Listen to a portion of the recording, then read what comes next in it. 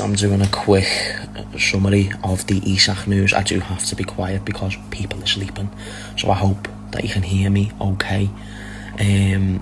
You will have seen the statement that he made before. You'll see recently Craig Hope, one of the more respected Newcastle journalists, coming out and saying that Newcastle now have no intention of selling him, which is no surprise that he's been told this by representatives of the club to me, because ultimately not much has changed from the information I've gave you previously. You know, it all still matters if they get a replacement. It all still matters on the offer that is made by Liverpool.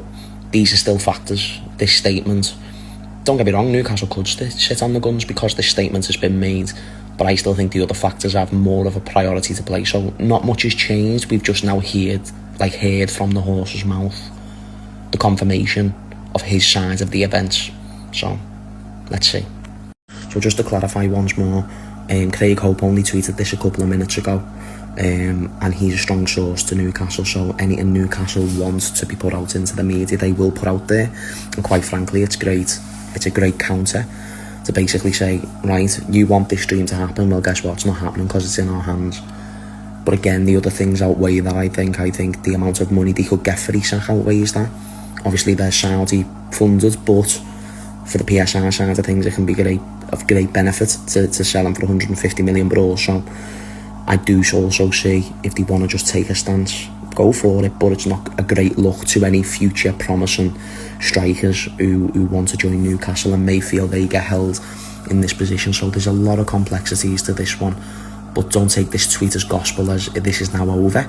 Just take it as we're in the same space now as we pretty much was the other day. So I just thought I'd clarify, because I know people would get worried about that.